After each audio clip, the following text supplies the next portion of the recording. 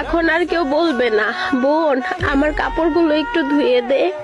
এখন আর কেউ বলবে না বোন খুব খিদা লাগছে একটু ভাতটা বেড়ে দে।